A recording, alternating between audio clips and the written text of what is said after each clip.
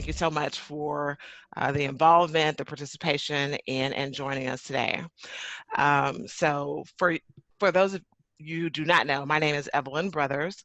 I have a Bachelor of Arts in Psychology from UT Austin, class of 2000.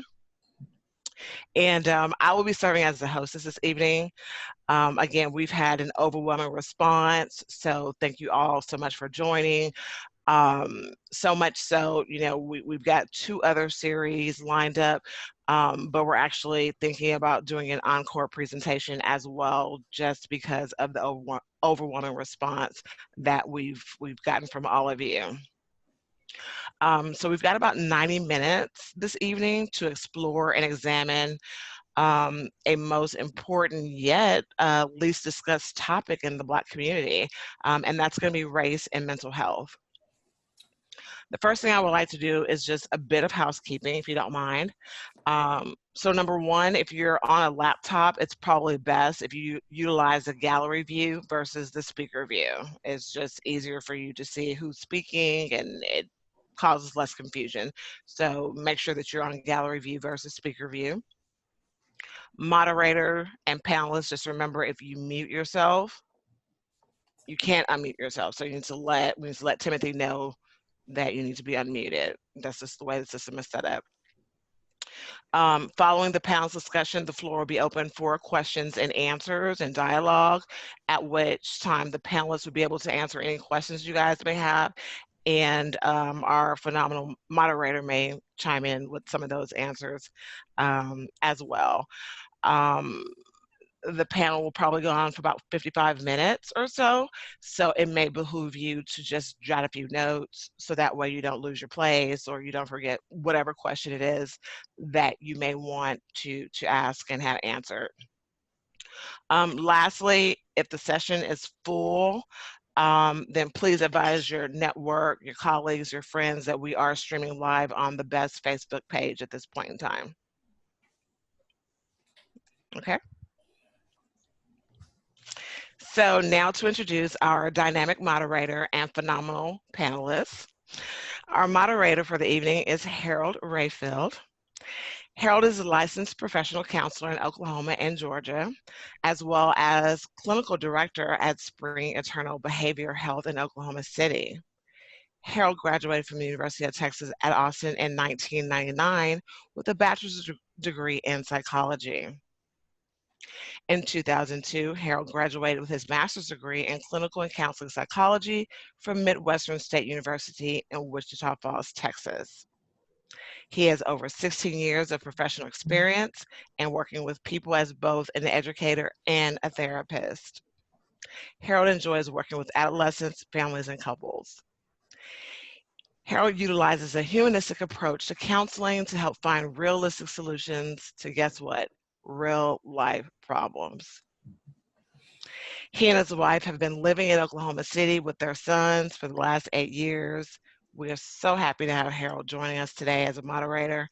Actually, I don't think I've seen Harold since he left school in '99. So it's like, this is like super, like just great, a wonderful reconnection of friends. Our first panelist is Dr. Ticily Medley. Dr. Medley is a counseling psychologist specializing in life skills coaching. She has a unique ability to integrate concepts of psychological and socio-emotional importance into awareness-building opportunities. Dr. Medley's research and advocacy focus on diversity, inclusion and equity in educational spaces, cultural competence in helping professions, and identity-based professional development. Dr. Medley holds degrees from Texas Women's University and Southern Methodist University. Dr. Medley, she is also a 1999 graduate of the University of Texas at Austin, Plan 2 psychology major.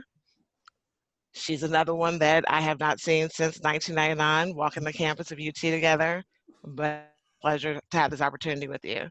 So welcome, Dr. Medley. Thank you. Our second is Dr. Charnel Hollier. Dr. Hollier is a licensed psychology in the state of Texas.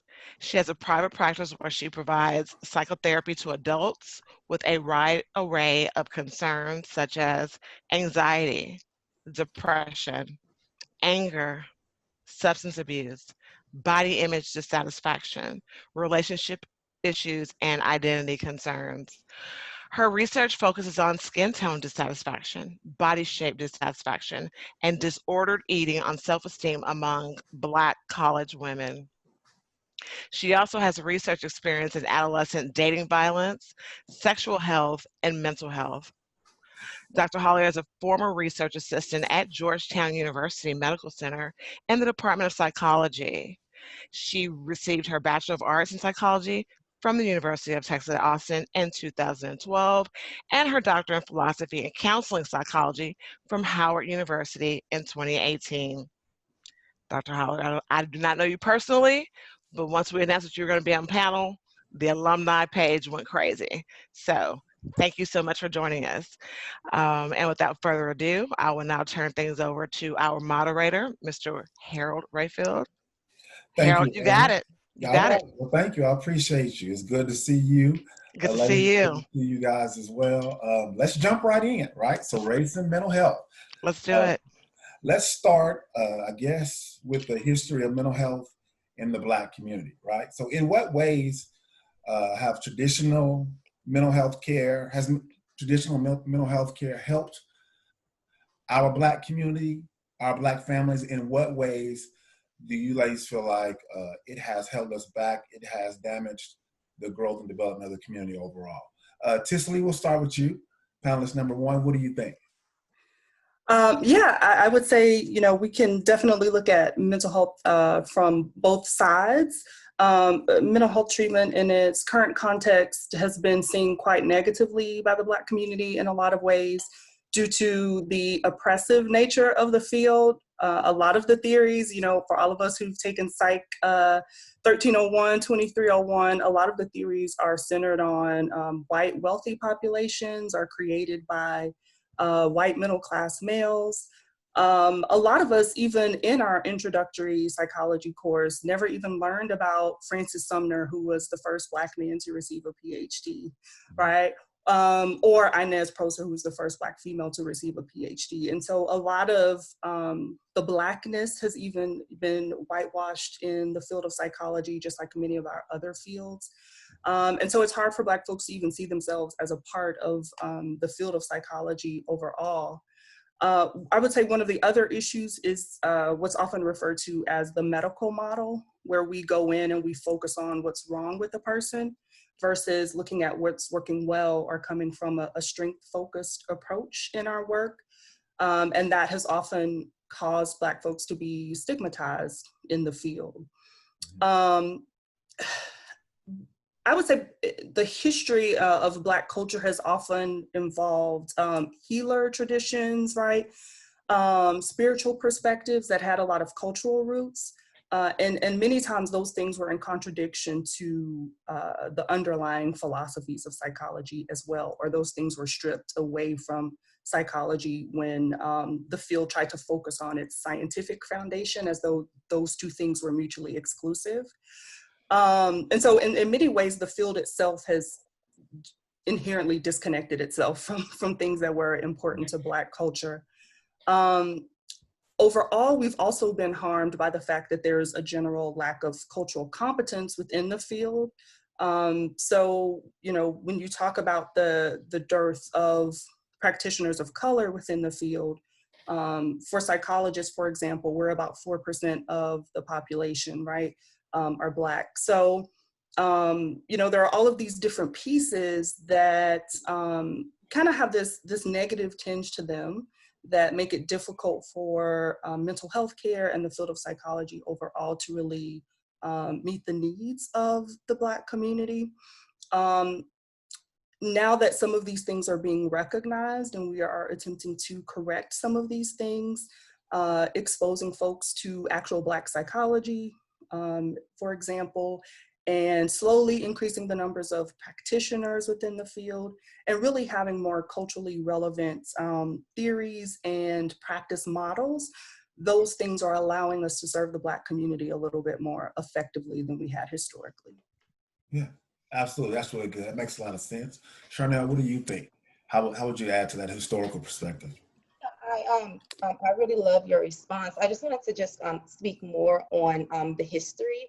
So when we really dive into the literature and really just explore it, we oftentimes find that, and even in the present, that at least I found that African Americans just overall have this very strong mistrust towards doctors generally. So diving into the research, so even in slavery, there's this study, and it's called the Tuskegee study. And so basically what happened in this study was hundreds and hundreds of Black men unfortunately died because they wanted to just explore syphilis and just watch basically the progression of the treatment of the disease, and basically just deny Black men that treatment. And so when we really look into it, we find that unfortunately all of the studies and doctors oftentimes just use research to experiment on Black bodies. And so Black people unfortunately has generalized doctors as being people that they cannot trust. And so when I work with Black people in my practice, I oftentimes have to really educate them, really validate their experiences, and just provide a lot of education. So something that comes up is, oh my God, I'm afraid that you're going to hospitalize me if I say something wrong. And so oftentimes I really have to make it simple. So for example, with depression, I often encourage clients, like, if you're feeling maybe suicidal, talk to me about it. I'm not going to hospitalize you. The only time I would is if you tell me that you have a plan and you're actually going to do it. And I'm doing that just to protect you. So I often try to really facilitate these discussions with my clients to validate their concerns. So definitely validation, normalizing, because historically we don't trust doctors, unfortunately, and it's with valid reason. And I just want to speak also on something that happens kind of within African American communities. And oftentimes there's this community, and we're doing better now by having panels, getting more educated. And so there's this community that is offering suffering in silence, because talking about mental health, there's this really strong stigma associated with. So in some religions, basically, if you have problem, you're supposed to maybe pray about it, go to God. And if you say, hey, something's off, I'm feeling really sad, people may perceive you as being weak.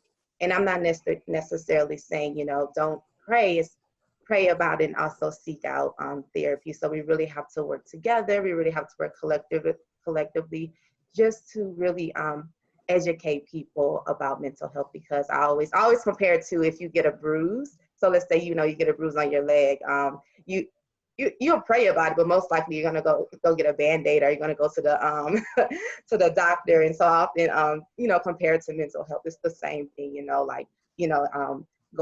It's the same thing. And so I just want to also add, even with mental health, historically, Black people, we have just been trying to survive, and so we necessarily didn't have time to be depressed or to be anxious. So we just been trying to push on. We just been trying to make it. And so even just being able to acknowledge mental health right now is a privilege in itself. Yeah, makes a lot of sense. Those are very excellent points. And so in kind of making the connection between the historical perspective in terms of also how we interact as a community with hospitals, with the larger systems that are currently active within our country. And so that brings us to our next question. And I'm going to start with you this time, Charnel. So in terms of mental health in the Black family, so how has systematic racism played a critical role? How has it impacted the dynamics of the Black family and the development and the overall progression of the Black family across generations as a whole? What do you think, Charnel? Man, this question is deep. And so I just want to first start off by saying, yes, systematic racism plays a huge role in the development of the Black family. So issue that comes up for me is just what's going on now, just politically, is just the mass incarceration of Black individuals for crimes. And so obviously, if you're in jail, then you're unable to provide for your family, or you may not even make a desirable partner. So I think that's the first piece about it. And so also, even, you know, even if you do go to jail, right? Jail is supposed to be a place where, for rehabilitation, it's supposed to be a place to actually help people reintegrate back into society, but that's not the case for Black people. So what happens is that, you know, you come out of these systems and you don't have any resources. And so it creates this like very detrimental cycle. And also, I actually work a lot in detention centers, and really just the psychological impact on kids who experience parental incarceration is horrible. So you see diminished school achievement, you see behavioral problems, depression, and unfortunately, and you know, I think we'll get into this a little bit later, Black kids can't be depressed. They're often perceived as just acting up, being bad. And so I think that's just a first piece that that comes up for me. And historically, I wanted to just kind of like touch on something that's called redlining. That's also something else that came up for me. It's just basically like housing discrimination. So when we really look into the history around the Great Depression, the 1930s, basically the government was like, you know, we are going to give Americans brand new homes for cheap so we can build this American dream, right? But the American dream was for white people, not necessarily for Black people. So we were often discriminated against, and we're not able to, unfortunately, get homes. And homes is a key to wealth.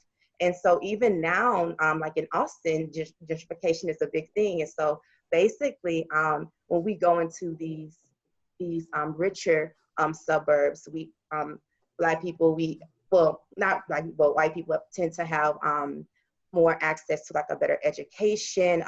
You see better nutrition, so you see Whole Food stores, you see farmer markets, and so the people who do stay there tend to be higher SES, so their children are getting a better education. And so unfortunately, a lot of communities of color, Black people, we have been pushed out of these suburbs and maybe paying rent that's even higher than mortgages. And when you go into these lower SES neighborhoods, what do you see? You're seeing liquor stores, you're seeing fast food restaurants. The education isn't of quality. And so oftentimes, and this all connects together, is that when I work with people of color, and not all people of color, there's a lot of trauma around finances. So just feeling a lot of stress, feeling hopeless, like, oh my God, like I can't get out of this situation, and just a lot of expectations around money. And this actually can mimic a lot of like PTSD symptoms. And let's say, you know, you are Black and you got a house, and so and you have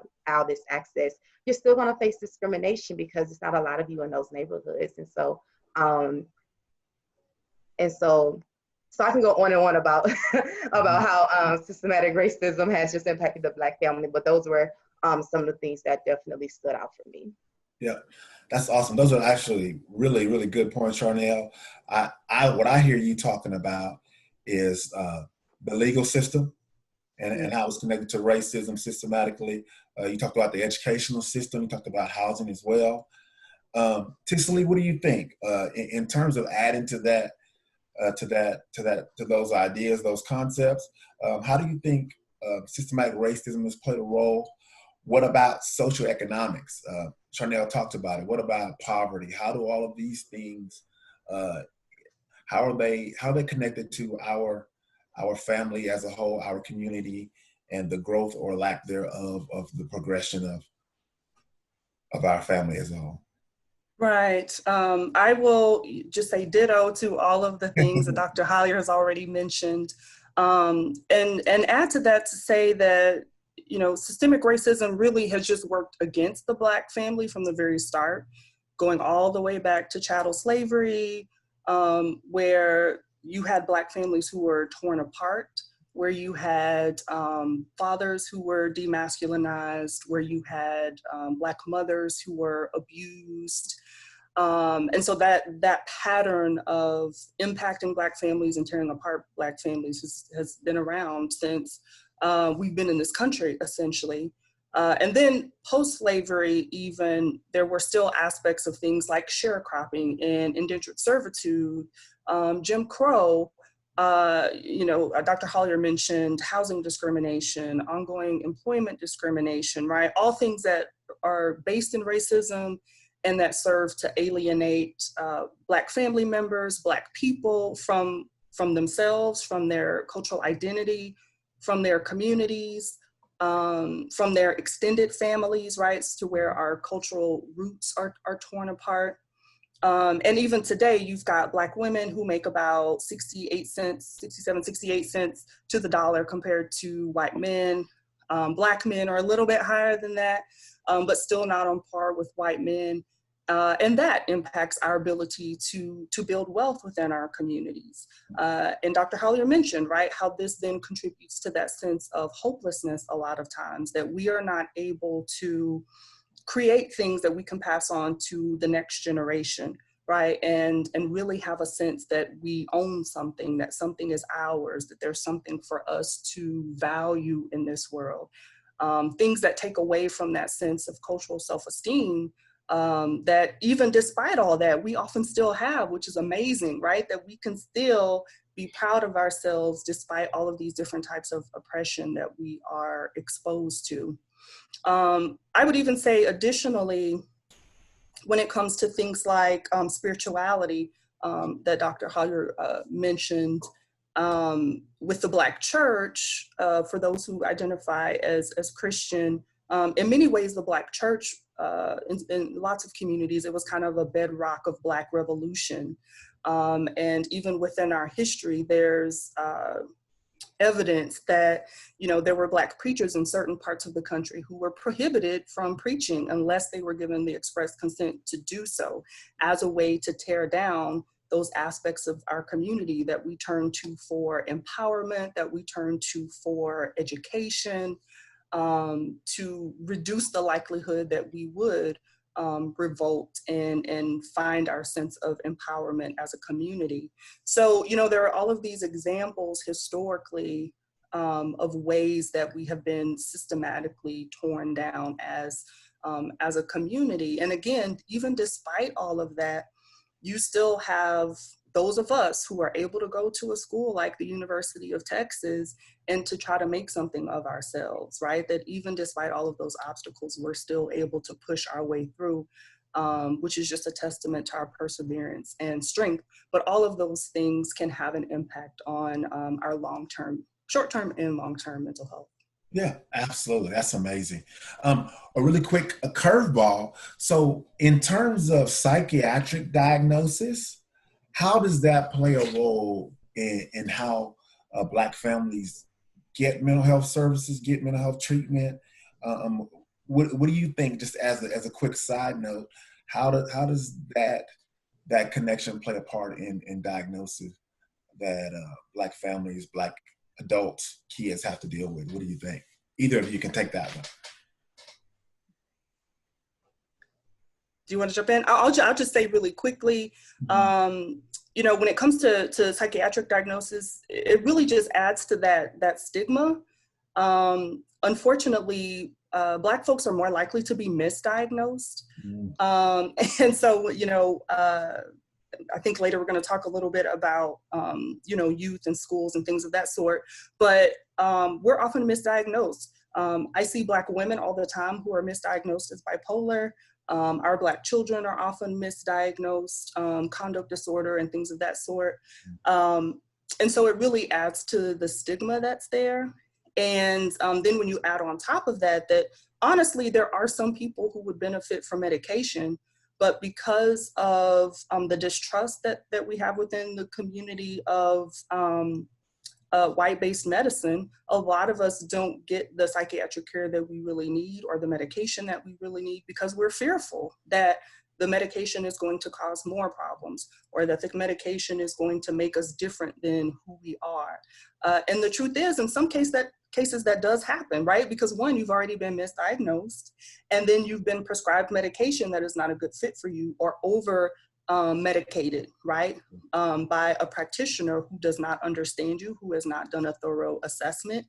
So there are places all along that path, unfortunately, that can have a negative impact on the individual, on the family, on the community, when it comes to psychiatric care. Now, there are good practitioners out there, so don't, I won't say that the entire field, right? So there's always that piece, that exception. But go ahead, Dr. Holly, what do you think? Yeah, I was actually going to say almost the very same thing, and I think I'll talk about it also a little bit more with youth. And so I have the privilege of working in a detention center, and so those are oftentimes places where juvenile delinquents have to go, and so we have to basically provide them assessments, and then that assessment we give them a diagnosis. And so sometimes in that space, I was actually a therapist. So when I would meet with a client, I would get the assessment, and so the assessment will basically tell me, you know, like what the diagnosis is. And so oftentimes with and this detention center was predominantly Black and Hispanic youth, and so oftentimes when we were presented with these assessments, you would get kind of more diagnoses like such as conduct disorder, intermittent explosive disorder. So really kind of like you know, some harsh diagnosis. And so I would sit with them and I'm like, wait a second, this isn't conduct disorder, this is depression. And so you know, a little secret is that therapists are going to treat a conduct disorder diagnosis differently than something more vulnerable like depression in a sense. So I like the fact that you highlighted just the overall misdiagnosis, because I think that's something that is very, very, very, very true in the mental health field. So, and then also medication, you know, I really have to do a lot of education around medication. So diagnosis such as like anxiety, I have to explain anxiety, like, you know, it's a hormonal imbalance. And depression, you know, it's a hormonal imbalance. You know, if you take medicine, you're not crazy or anything like that. We're just trying to work, you know, getting these hormones together, and kind of connecting to what I talked about earlier. There's just this strong mistrust, and you know, a lot of people, unfortunately, they'll start medication and they'll stop because maybe they feel like a zombie, or maybe they started feeling good, which is the purpose of the medicine. So they'll stop. And so I think, you know, once again, just like education, making it plain, explaining it to them in a very culturally sensitive way. Yeah, absolutely. I think those are really good points that you two bring up, and it just kind of speaks to how important the cultural piece of it is, right? Not just in terms of treatment, but also in terms of diagnosis, that those cultural norms are a part of that process. And we have to be aware of that, and we have to be sensitive to not only our clients, to also how we are treating them and diagnosing them prior to just jumping in and providing services. And so with that note, talking about the family, talk to me about mental health in Black women, right? So what has been the nexus? What's been the relationship between African-American women and mental health? Ticily, we'll start with you. What do you think? What are your thoughts? What are your initial impressions when I say mental health in Black women? My experience is that Black women are embracing mental health care a little bit more readily, informing themselves about mental health and mental health care in many ways out of necessity, right? That we are, you know, we're suffering from depression. We have these years of trauma that we haven't resolved. And in many ways, that's kind of pushed us out of necessity towards mental health care in some ways. A lot of the Black women that I've worked with as well, I would say kind of out of necessity, in the sense that the Black woman ended up getting care because of her kids. Her child was showing symptoms and the school referred the child, and that's how she finally got connected to services, or which we are more likely to get referred to CPS. Sometimes it's due to CPS, and then they're mandated to receive some sort of treatment, or through some other criminal justice process or court process, right? Is often how Black women may get connected to the care that would have been helpful for them all along. But, you know, there's lots of barriers there, right? Like the cost of mental health care.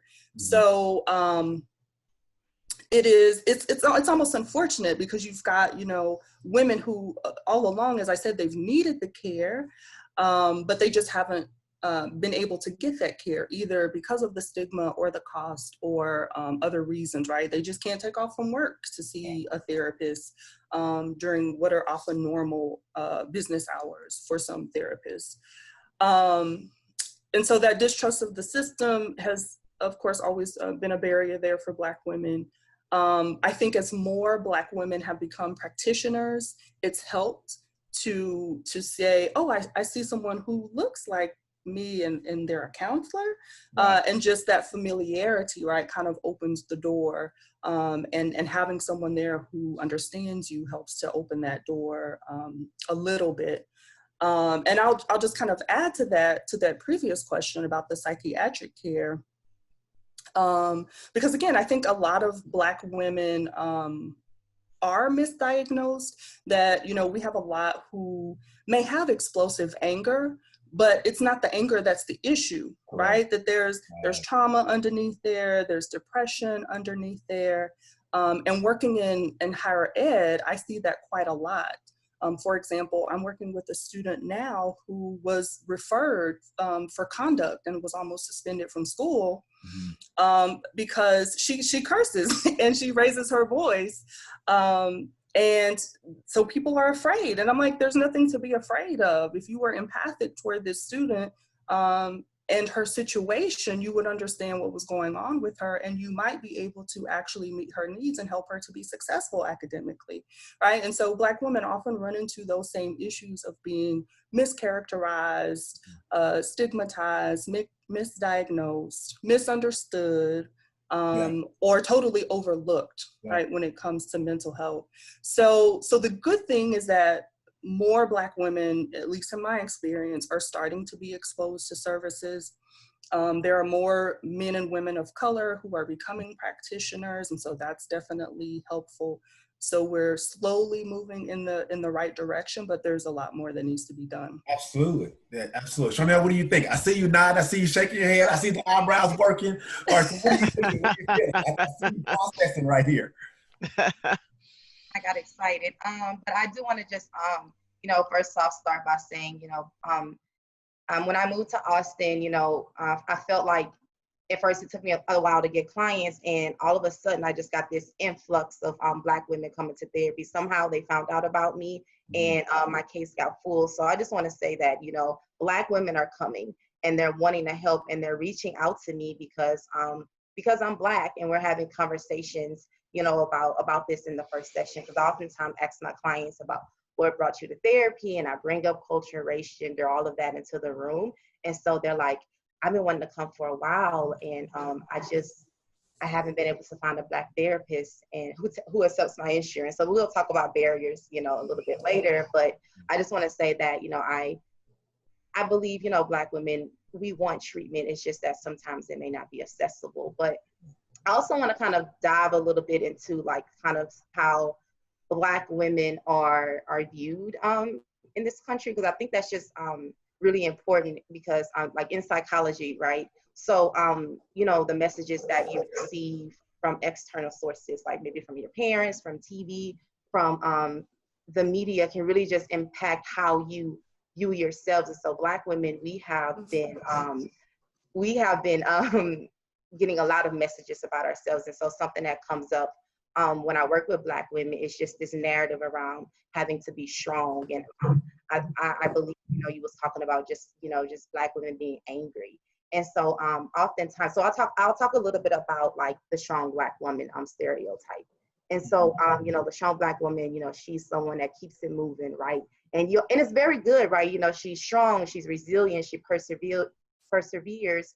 And you hear things like, you look good doing it, girl, keep it going. I think that can be very supportive, but sometimes just if you don't stop, you can unfortunately overwork yourself, and this can lead to a lot of mental and even physical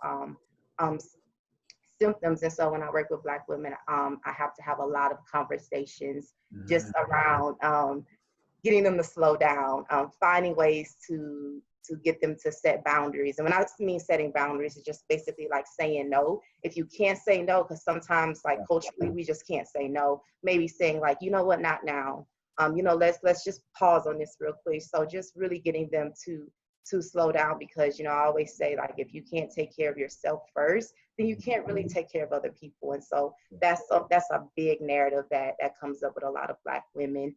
And I love working with people who are, I love anger, right? You know, and so the other stereotype is like the angry Black woman.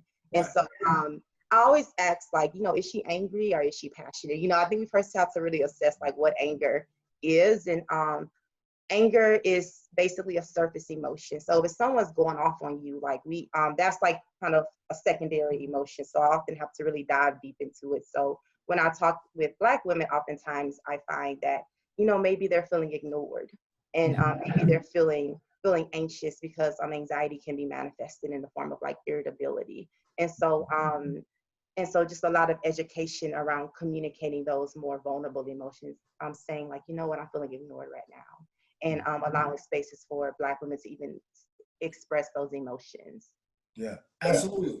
So I hear both of you talking about self-care.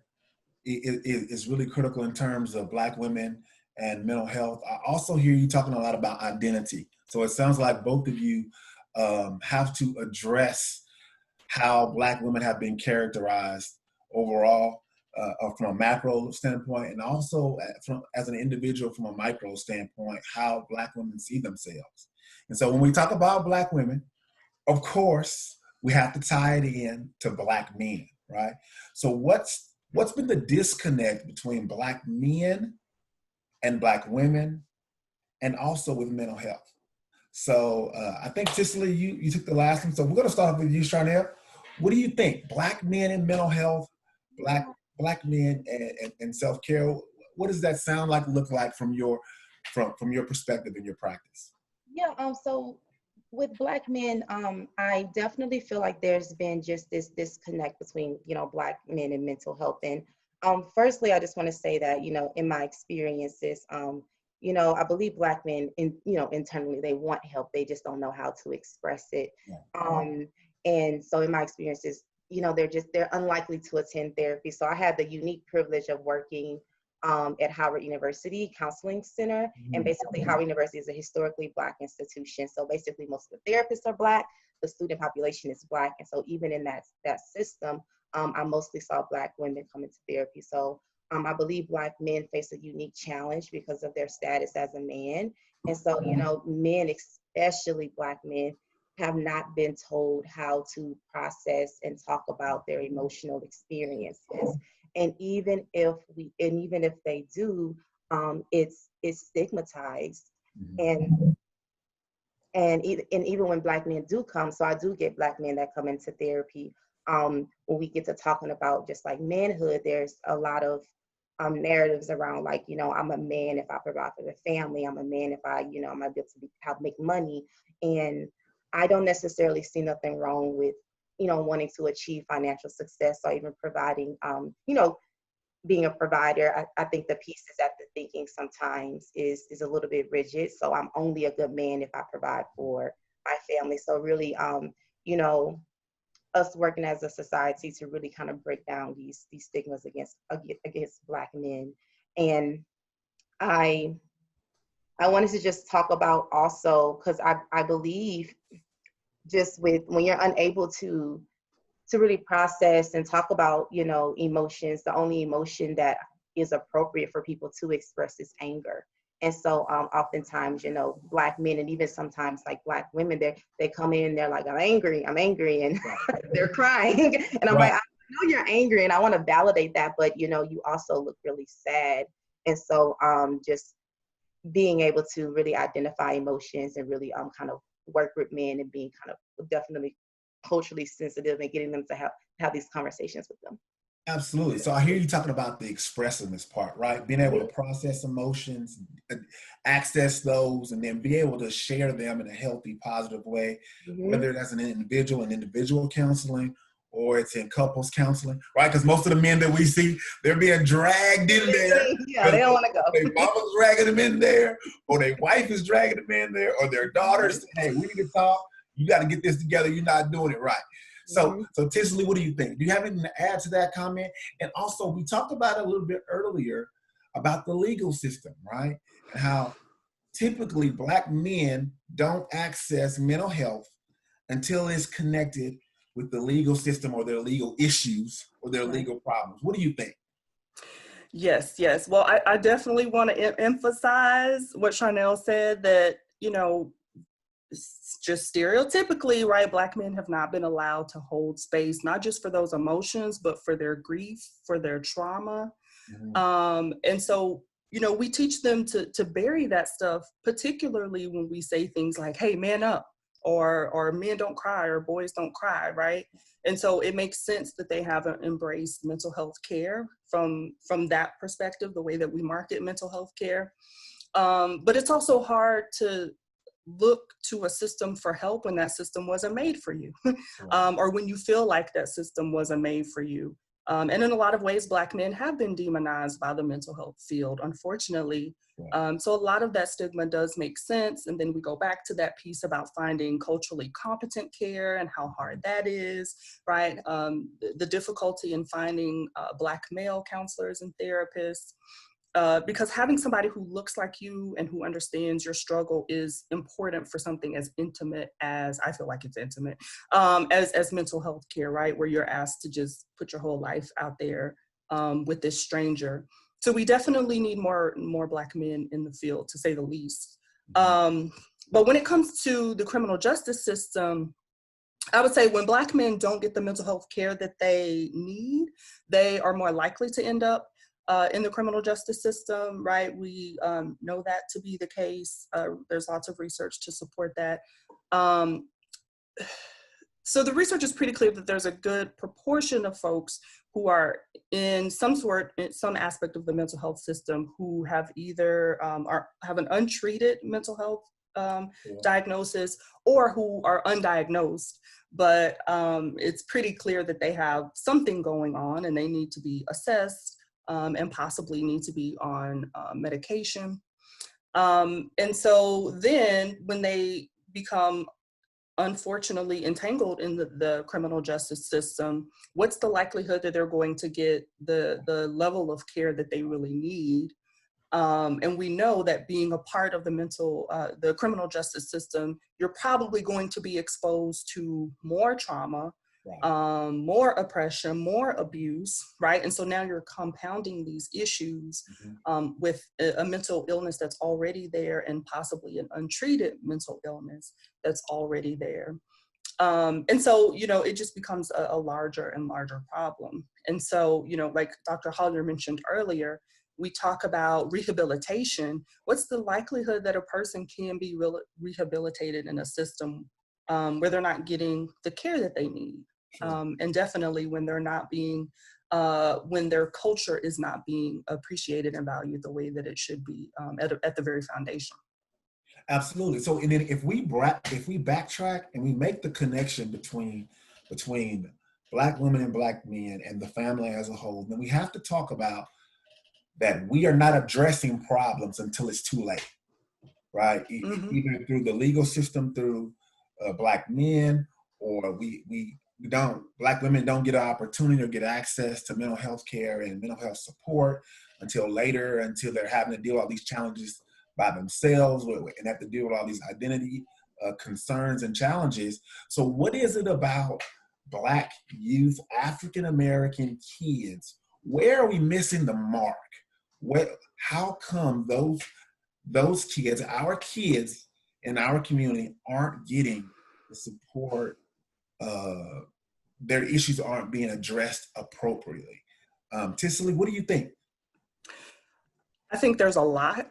I feel like, you know, one of the best indicators of the disconnect between Black youth and the mental health system is really the increase in some of the mental health problems that we're starting to see with children of color. So, for example, rates of suicide for children of color have been increasing, particularly Black boys, have been increasing since, you know, when I was a kid, and definitely before I became a practitioner.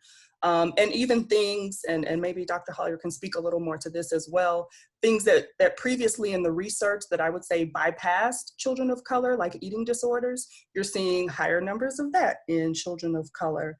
And so just like with adults, we have a lot of children of color who are misdiagnosed. As I mentioned earlier, they get written off as angry when they're depressed. They receive a conduct disorder diagnosis when they have anxiety, and the bipolar issue that's pretty common. I think a lot of that misdiagnosis starts in the school system, right? When they get that first referral for acting up in class, or they get that first school suspension, now they run that risk of being mislabeled by the teacher, by the school administrators. And so now they have this label and they're less likely to get the care that they need, because now we just see them as a problem child. We don't see them as, oh, this is someone who has a mental health diagnosis that needs to be treated, that we need to provide resources and support to. Add on top of that, that very few school districts have the mental health resources that they need, particularly ones where there are higher numbers of children of color. They don't really have the resources that they need. School counselors in a lot of districts, right, don't get to really do counseling or any kind of mental health care. They are given the responsibility of a lot of tasks that are not mental health related. If they have a counselor at all, for some of the, some private schools don't even have a counselor assigned to their district, or they outsource those types of things. There aren't enough teachers of color, counselors of color, administrators of color. So as far as having people there that those children can identify with, and that they can receive culturally relevant education from, of course, that continues to be a problem. Then you have things like discrimination, bias, bullying that children experience in the school environment that now is going to lead to long-term mental health problems, right? Ongoing bullying that's not addressed.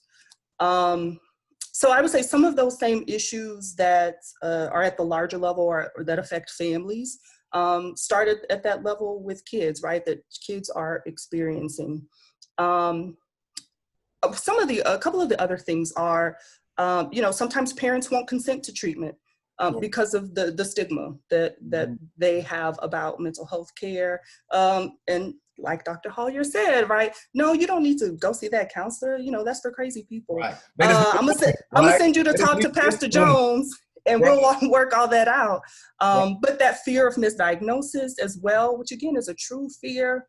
So all of these things that we've already talked about are systemic issues that impact our kids just as much as they impact adults, unfortunately. Absolutely. So, and you're absolutely right, Dr. Medley. So we know that Black boys are disproportionately diagnosed with ADHD, with ED, with aggression issues.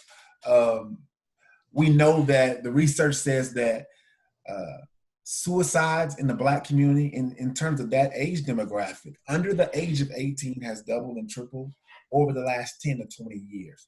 Charnel, what do you think? Talk to me about our youth and mental health and what seems to be the disconnect. And I just want to kind of just add to what Dr. Melody was saying, just particularly about the educational system. And I just first want to just talk about just like how people tend to look at our Black youth. And so I was looking at some studies, and I actually found the study that Black youth are more likely to be dehumanized, and actually in the research they was also talking about how maybe teachers and adults within the school systems actually perceive Black children to be older than what they actually are. So the first issue here is that they're not even perceiving Black children as children. So when we're not looking at children as children, then we may be looking at their behaviors as being maybe like malicious or like attention seeking. And so, we spoke about the misdiagnosis. And so, let's say you have like a Black child, and this child is like having multiple tantrums. They're not concentrating in class, and they're skipping school. And so if you're not really trained in this, you're going to just see them as, oh, they don't want to learn, they're bad. And so, these are symptoms of depression. And so, in adolescents, especially, depression is manifested by irritability, like a poor executive functioning. So just not paying attention, not paying attention, not being able to concentrate, and truancy. That's a big piece to it too. And so, and I think we talked about it earlier. So, even if Black youth get the mental health care, in my experience, they tend to get it when they're like in detention centers. So like if it's mandated, then once again, they're diagnosed with, the more like aggressive disorders, like conduct disorder in a minute. And that just reinforces the defensiveness with the system as a whole. That reinforces the non-compliance with authority and adults who they feel like they're not trying to understand them, they're not trying to reach them, they don't want to help me, they just see me as the problem, right? And one of our community members here on the call actually identified, it's called Black taxation, right? So we're the problem. We have to fix the problem. We have to find the resources to even fix the problem, right? So we're the issue. We're the troublemakers. We have to find our own resources to fix it, and then we have to find our own solutions moving forward. And that becomes difficult, right? And if we tie this all together, that brings us fast forward to where we are now in our society, right?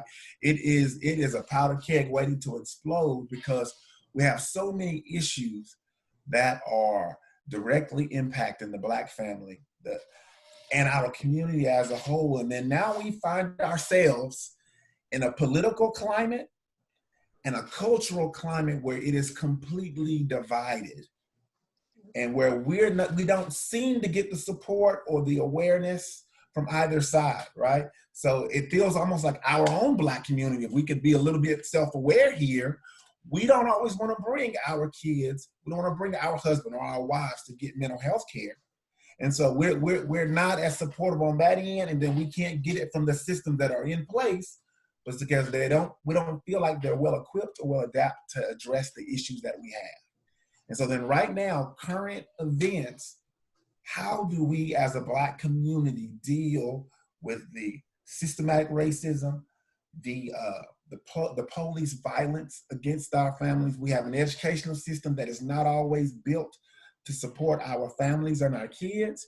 And then at the same time, we have people who we go to work with, we go to church with sometimes, who claim that there's no issues and that we're making this is all a hoax, and that somehow the anger and the frustration, the rioting is not necessary because things are okay because we can all share the same water fountains, right? So either one of you this time, just jump in here as we're starting to kind of close this part up, because I know this is the heated part. What do you think about this in terms of our current system, where we are now in 2020? How does this play in the mental health? How do we cope as a community with all of these dynamics that are in play? Just say something positive like first, and I love it, because I just want to just first say, and it gives me hope personally, that I just feel like in this movement, Black people, we have showed up and we have showed out, and we have been just participating in these uprisings. And so we're kind of seeing how important we are. There's all these companies that's coming out, and I don't know if it's authentic or not, and they're talking about I care about Black lives, and they're issuing their statements. And so like I said, it could be authentic, but it just shows how important the Black dollar is. And even just artistically, us being able to express ourselves, and even politically, I believe Joe Biden was called out on his stance regarding Black people, and he went back, I believe, and he had to have a response to that. So I love it, and I just want to say, this gives me hope, because we have a way to go, but I just want to say that I feel like with these uprisings, we are definitely it's something's happening. And speaking in terms of just like mental health, I think what comes up to me, and I think it's important to talk about, is just something we call like racial trauma. And racial trauma, and I'll just read it real quick, it's just basically being excited in our like microaggression.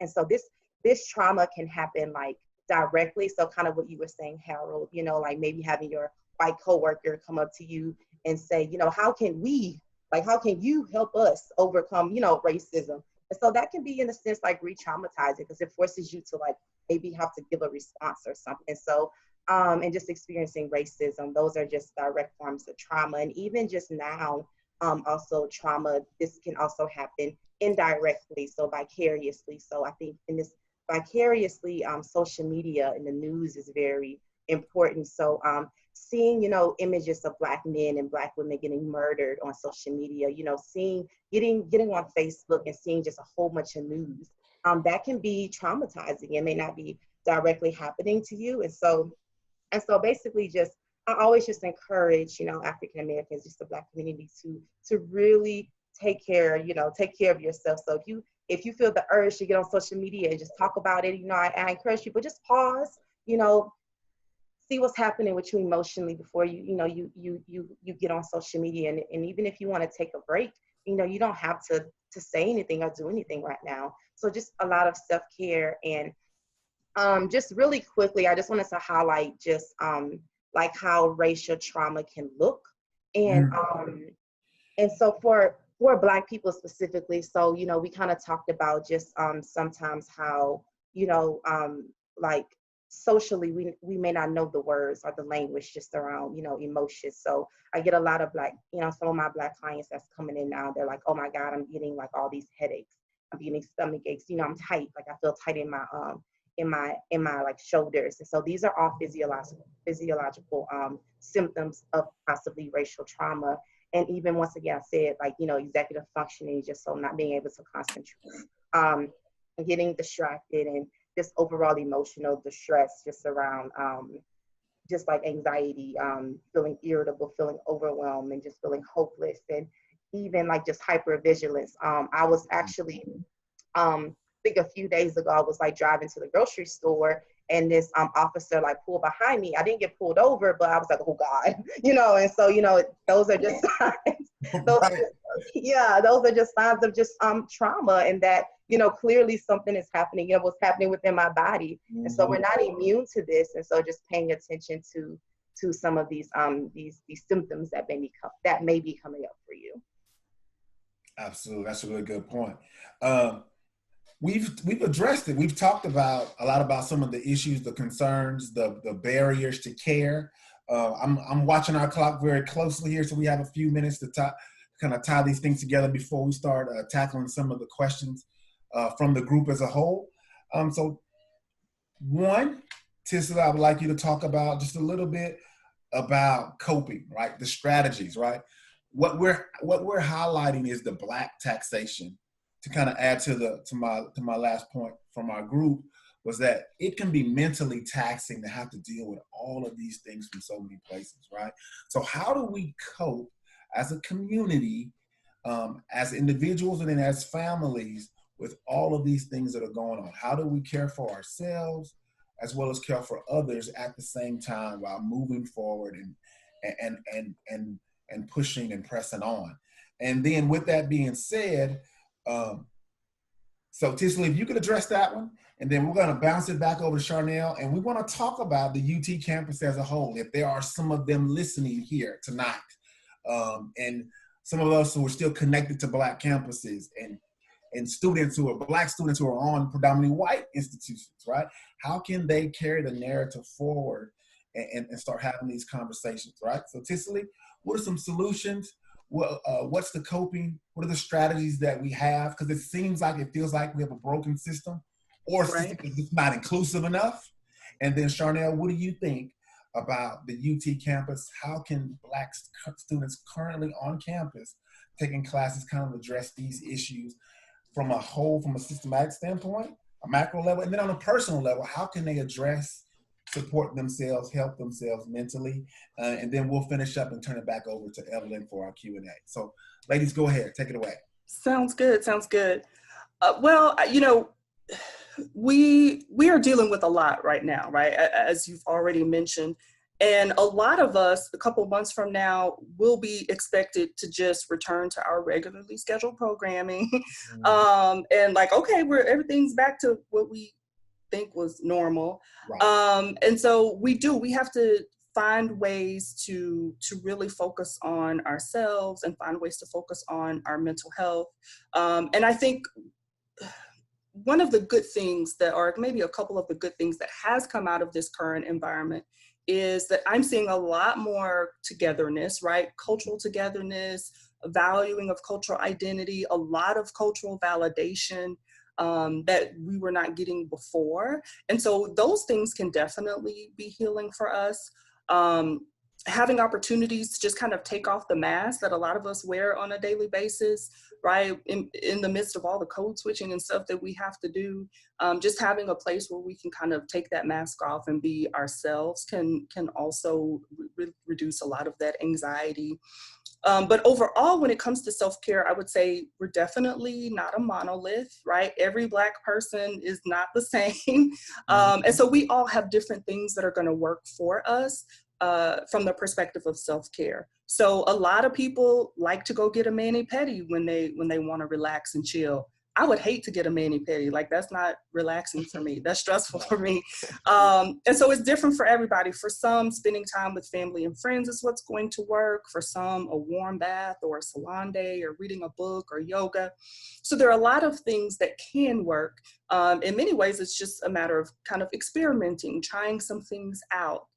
Seeing, how do I feel before, and I'm going to try this, let me see how I feel after that. And if you feel better, if you feel more relaxed, then hey, that's one thing that you can add to your sort of your self-care list. I would definitely say making time for therapy is a great self-care option. And what I tell folks is, you know, therapy is just like any relationship. The first one you get is not necessarily going to be the perfect one. So find a therapist who is a good fit for you, who matches your personality, who matches your wallet, who matches the aspects that you value, the things that you really need to help with your healing. And to supplement that, if you need medication, be open possibly to that. Maybe there are some natural options for you, but maybe there is medication that can help you. So find a culturally affirming practitioner who can explore those different options with you and help you work through that. I also think it's important for many of us to do some cultural identity development work, right? If you don't really know who you are, if you haven't gotten to a place where you can value who you are and appreciate what you bring to the table, you're never going to be happy. So some of us just need some cultural identity work so that we can then begin to address the other things that we're facing on a day-to-day basis. So those are just a few of the things that I would say can help with coping from a mental health perspective. Absolutely. So Charnel, so that kind of brings us to our point, right? So what is the cultural identity piece that current students need to start working on in terms of their own mental health and the mental health of their small community there on campus at UT? What do you think? So I specifically just want to just talk about just, you know, Black college students and just like identity and how they see themselves. And, you know, oftentimes the college, you know, with college students, you know, they may not have the resource, they may not feel like they have the resources, or they may just be, once again, like that overworked, just feeling very overworked and just feeling like they have to persevere. And, you know, just giving yourself like a break and just really taking care of yourself is very important. And so I just want to just kind of just add on to what Dr. Melody was saying. Like, I always tell college students, you know, self-care does not have to be expensive. It does not have to be time consuming. An example that I give is that just go in the corner, you just take a few breaths, you know, take a bubble bath. I think even asking for help can just be forms of self-care. And I just want to specifically to UT Austin students, I would encourage you to look at your insurance plan, because you do have insurance, I believe. So a lot of UT students actually have like Blue Cross Blue Shield. And so check out your insurance, because I see a lot of UT students in therapy, you know, I believe it may be like $20, $30. So, you know, you're in a very, you know, in a sense, you're almost protected by institutions. So like you have insurance, you have resources. So definitely utilizing them. That's good. That's good. I love it. And can I add to that just real quick? Sure. You know, in thinking about my time at UT, really just finding my squad and hanging out at the Malcolm X Lounge over in Jester back in the day, those were things that helped to fill me back up, you know, in between those classes where I was the only Black spot in there.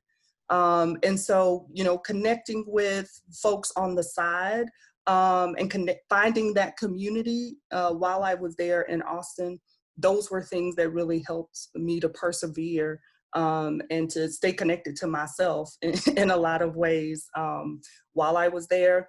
I will also say, as a perfectionist myself, a lot of folks at UT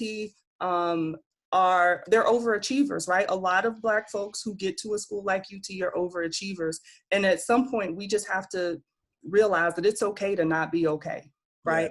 Yeah. That everything's not always going to be perfect, and the world still turns. That's okay, right? Absolutely. So, and, you know, and to piggyback off of that, I would love to see our organizations take up the charge, right? Take up the mantle and say, you know what? At least once a year, every Greek organization, I'm Greek, I can talk to that.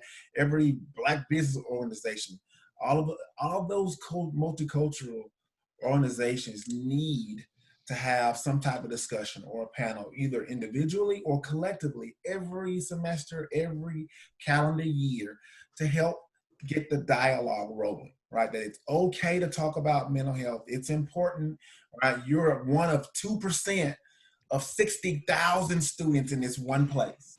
And so right. Your mental health struggles and issues are going to be quite different than the other 95% of the people on campus. And so we need to collectively support one another and not be so binary that it's either or. Either I'm good or I'm not, right? There is a gray area that we need to address. And so I think it's really important. I think those are really good points that both of you bring up.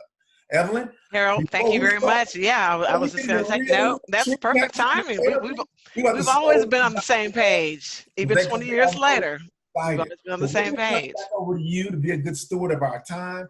Absolutely. Address some of these questions and take the dialogue to a different level, a different place. So go ahead. No, for sure. Absolutely. So we've got about 20 minutes left. We want to make sure that we are able to address any questions that, you guys on the phone, on the app. And then we do have about 25 people who have been viewing on Facebook Live as well. So we want to be able to take in their questions, and not hold over too long. So Harold, you did a good job of actually multitasking as people were posting questions and you were kind of going through there and providing some answers, just not quite sure that everyone had an opportunity to see those chats. So let's start with the first one. The question is, can any of the panelists speak to racial bias in psychiatric diagnosing? And I think that's been touched on a time or two, but if there's just someone that kind of wants to just wrap it up for us really quickly to address that question. Well, I'll just jump in there and say, almost everything that we do includes or can be impacted by bias. When we talk about bias, it's really just our association between two pieces of information, right? So a lot of us connect money with good feelings because it helps us to get other stuff that we like. And so, if there's a therapist who has had a negative experience with a Black person or the Black community, they bring that bias into the room with them, right?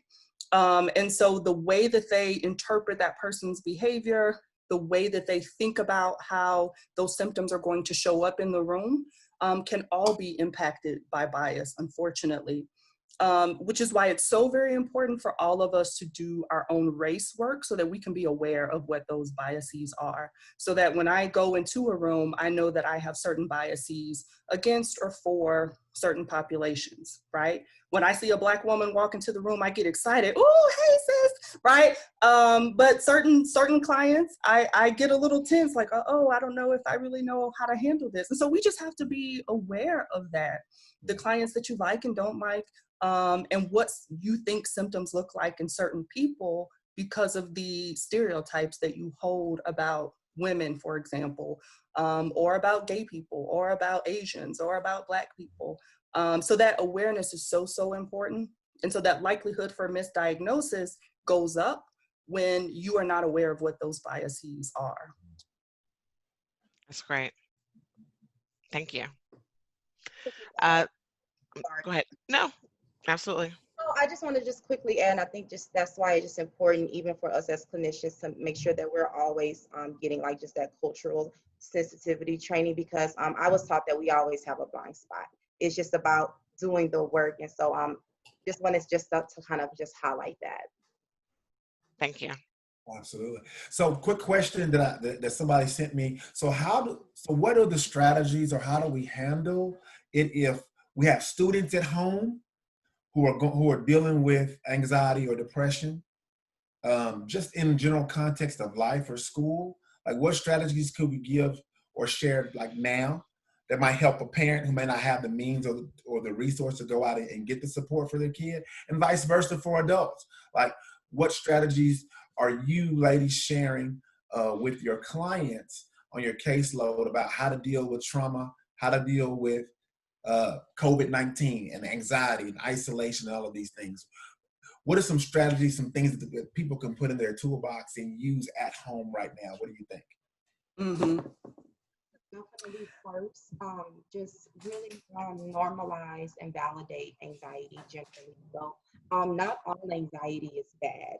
And so for example, let's say, you see a bear, you're supposed to get scared. Like you're, you're Right. yeah, like, you're supposed to have, some adrenaline in it so you can run. And so with anxiety, that's all it is that, maybe you're afraid of some threat. And so just the issue with anxiety, especially now, is that threat is heightened and it's very valid, especially what's happening right now. And so just really just validating that feeling and just explaining to them of how anxiety can look unhealthy. So if you're feeling very overwhelmed, if you're feeling just like it's random, it's coming out of nowhere, and I think that's the time to definitely try to talk to somebody about it.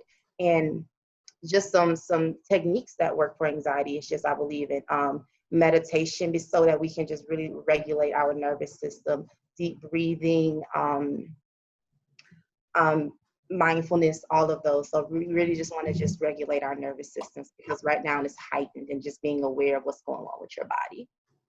Yeah, I would say the main thing is just don't ignore it, right? Because so many of us have that stigma. We feel like, oh, if I acknowledge that my child is depressed, that's going to be bad. They're going to be on medication. And that's not necessarily the case. So don't ignore it, right? Acknowledge and validate what your child is going through. Connect with them. Just ask questions, right? What are you feeling? What's that like? How can I support you? And then together you can come up with a plan. You can pretty much Google anything, how to deal with anxiety, how to deal with depression, right? And you're gonna find some tips that are really easy, that are free, things that you can implement. And exercise in general helps with a whole host of mental health issues. Yeah. And I also know that there's also growing research that anxiety and depression are linked with your diet, right? And so that body of knowledge is growing, right? And so you think about African American, the community, and then how we take care of our temple as a whole, our physical selves, right? Sugar, diabetes, right? Sugar has been linked to anxiety, right? Sugar is an inflammatory, right? So not only does it have a negative impact on your body weight physically, but gluten, sugar, those things have also been linked to anxiety and depression, right? We talk about what we're putting in our bodies, the diets that we have. Our kids love hot Cheetos, right? And then we talk to them, right? Hey, on the back of that package is monosodium glutamate, right? That stuff has an addictive factor. I've been talking to so many families, so many of my clients, like, are you aware that stuff that they put in those things that are directly marketed to our communities have an addictive, unhealthy component to it? And so you're right, the education is important. And it's not just about mental health, but it's also about our diet, exercise, how we're treating and taking care of ourselves. So, Evelyn, did that answer? I hear you. You're talking straight to me. I know. Thank you. Right, absolutely. Thank you. I've got it. Very valid, very valid. So if you don't mind, I'm going to move on to the next couple questions, just for the sake of time. So Jennifer Brown posed that the mental health system seems to be broken across the board, and even more so for the Black community, children and adults. Where do we begin to focus and invest to affect change? Ooh, that's a tough. That's a Jennifer Brown Yeah, question. Yep, right. that's what she That's a does. tough one, Jennifer. Well, I think, there are probably a couple of areas that are going to produce the highest return. Definitely addressing cost and managed care, so that people have access to the mental health care that they need. And on the part of increasing access for folks of color to education so that they can move into the mental health field and become practitioners. That part is kind of addressing it from the other end, right? So I think those two things, if we can address those things, having more practitioners of color, or for non-practitioners of color, making sure that they have engaged in some anti-racism work, for example, that they really are aware of their own biases and how those things impact them in the care that they give, and addressing the cost and accessibility. I think we can do quite a bit there for addressing some of those more systemic issues. It's a great answer. Yeah, I was like, Great response. that's a very great answer. And I just want to just add to, just to give people who are maybe looking for a Black therapist power, like even though like we're saying that there's not a lot of us out there, it's okay when you meet with a therapist to ask them, what are your thoughts? Do you bring up culture in the room? What's your experience of working with, Black people? Like really challenging and asking your therapist questions.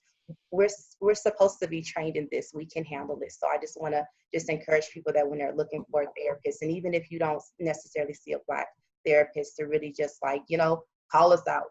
We're trained. We can handle it. That's fantastic. So I'm going to move on to the next question. And actually, it's I didn't pose the question, but it's very near and dear to my heart because my cousin is on the call, and she's a director of nursing at a hospital in San Antonio. But her question or the statement that she poses is, there seems to be an abundance of Black Americans suffering from substance abuse. I know personally I deal with this in my family and have seen it in my patients. Example, African-American man is diagnosed with liver failure related to alcoholism. It makes me wonder, did a healthcare professional ever stop to offer mental health visits versus just objectifying the alcoholism? Do you think this stems from generational depression, anxiety? What are your thoughts? Well, I would like to jump in here. I know, especially for men, when it comes to these things, practitioners on the medical side tend to want to treat the symptoms and not the source of the problem. So particularly with men, if we come in, we have physical ailments, we have liver failure, or we have whatever, cancer of some sort, all of the substance abuse issues speak to a larger concern of coping, right? We do not have enough coping strategies. We don't talk enough about the coping skills, especially for men, right? We don't have a source, right? There's an increase now in CBD oil. Marijuana has now changed its colors, its feathers. Its platform, it looks different, it feels different, it's packaged differently. Sure. Depression and anxiety. So now I have so many of my young clients coming in saying, oh, I just smoke, it's all good.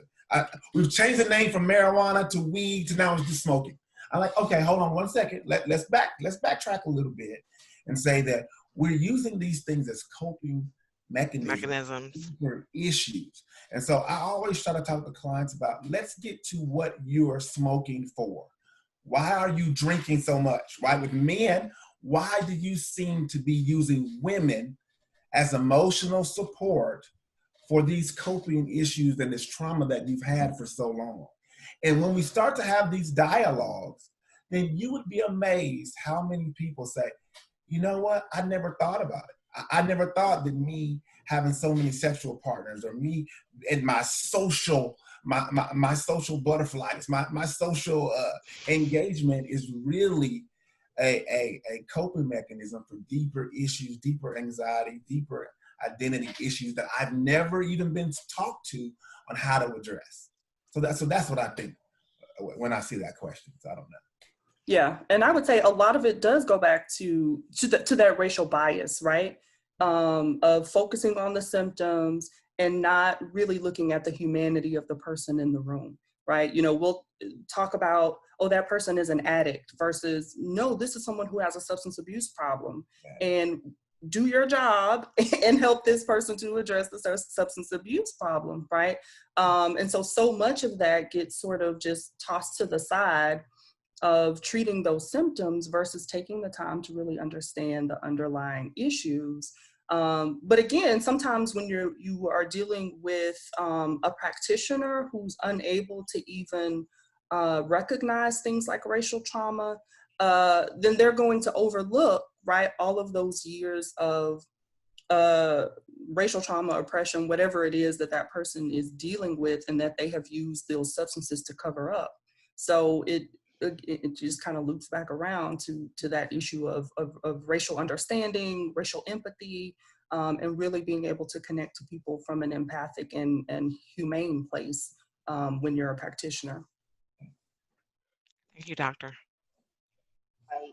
Just once again, just education, something that I'm seeing, especially with my clients now, just regarding just this pandemic. It's just, you know, alcohol and just marijuana is definitely an increase. And even culturally, it feels as if it's like accepted, like, oh, I'm working from home, you know, let me just pour a glass of wine, or, I'm just going to just smoke some weed real quick. And so it's almost as if it's like cute, like I've been drinking, once again, like just, it's really cute, and just really just education and, not shaming people, but just asking. I love what Harold said, just like, what's happening here, and really getting into like what happens before you drink. So let's just pause for a second and sit with our emotions. What's happening before you pick up that glass of wine? That's excellent. So we're winding down time a bit, guys. We've got about 6 minutes, but there is one question that came through from Facebook. So I thought we'd try to pitch this question and get it answered before we close up. The question is, what are some easy techniques we can do to deal with the civil unrest that we see today? Exercises to help us calm down. It's stressful, right? Some people want to ignore it, but it's this big elephant in the room that we cannot deny. And it causes a lot of us a lot of unease or uneasiness. So what are some tips, some techniques, guidance, anything to help us cope with just everything that we're seeing on TV when it comes to our Black community and what's taking place? I would say, I think, Charnel, you mentioned this already, disconnect from social media or the news stations when you need to. Turn it off, only take in what you need to take in, or what you can handle. I would say reflect on your own identity journey, because sometimes that anxiety will come up because of where we are on our own journey and feeling like we should be at a different place, or it's not okay where we are. And so being comfortable with where you are with your own identity journey is going to be important. And then I would say, kind of going along with that, just being okay overall with who you are and where you are. Not everybody can go out and protest. That's just whether, some people just physically aren't able to do that. Some people psychologically aren't able to do that. And so what works for you? What helps you to feel connected? What helps you to feel like you're doing your part? If you feel like you should be doing something, it's not going to look like what everybody else does. So you've really got to be in tune with what's going to help me here, what's going to be useful for me, and what's going to give space for my own mental health during this very uncertain time. I just want to highlight that, naturally, at least what I'm seeing is that, Black people are coping through just art, music, poetry, and dance. Even just seeing like videos on TikTok, that can be a coping strategy, and just listening to podcasts, attending panels like this, just really just appreciating what you're doing and be aware, like, wait a second, I am coping. Like, I took a nap today. So it's just like paying attention to like those little things. You don't have to do anything dramatic, and so really just want to emphasize, like, I think I talked about it earlier, how, self-care, it doesn't have to be time, it doesn't have to be time consuming. It doesn't have to be expensive. It's really just the little things, such as, like, once again, like logging off social media and taking a few deep breaths just to regulate, the nervous system. Absolutely. I also think a really easy, simple strategy is called grounding, right? And it's very similar to mindfulness, right? So it's a little bit of meditation, a little bit of prayer, but the grounding technique, one of them, it's really simple. It's 5, 4, 3, 2, 1, right? So if you feel yourself getting anxious or upset or frustrated, or you feel yourself getting depressed, you see yourself starting to go into a different direction, 5 things you can see, 4 things you can hear, 3 things you can touch, 2 things you can smell, 1 thing you can taste, right? And so just a simple technique like that, a little bit of Austinite, right? A little bit of tree hugger, So Absolutely. you can connect physically, and the mind, body, and soul approach, whether it's going outside, when it's a nice, pretty day, and taking your shoes off, taking socks off, walking in the grass. I used to walk past on campus, and we used to see some of the students over in the corner of the tree. I'd be like, why are they reading books on the trees? I couldn't get anything done doing that. And then now I've kind of grown into the understanding that, yeah, you do need to make sure that your emotions and your thoughts are connected to your body, right? That your body's connected to the earth, it's connected to the people around you. And so sometimes we do need to unplug from social media. Sometimes you need to unplug from certain people or certain conversations that are negative or toxic and are not adding and not providing a benefit of some sort. So just a little bit of grounding always helps. Harold, I think grounding is probably the best way to end this. I think you tied it all together with that strategy of grounding. So I'd like to thank you, Dr. Medley, Dr. Hollier, for being here today, being present, uh, volunteering immediately when we asked you, no questions asked. You provide a lot of insight, a lot of information for us to take away. I'm sure that there are more questions, and we're just going to invite people to shoot those questions over to us, and then we'll fund them, through you guys, and get some responses back to them as well. I'd also like to thank my co-steering committee partners, and that's Shaniqua Risher, Tamika Sattler. The 3 of us have been working on this series, and I think so far things are going pretty well. Just a plug for next week, because we do have a few other sessions lined up. So next week, if you would join us at the same time, same place, as we discuss building wealth, Shaniqua will be the hostess that evening. The moderator, Symmetria Goodson, pardon me. Panelists will be Erica Brown and Kevin Knight.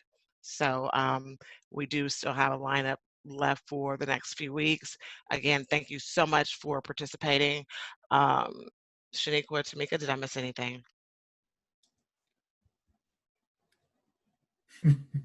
I guess not. Any last words from you guys? I'm sorry. Can you hear me? Can you thank Yes.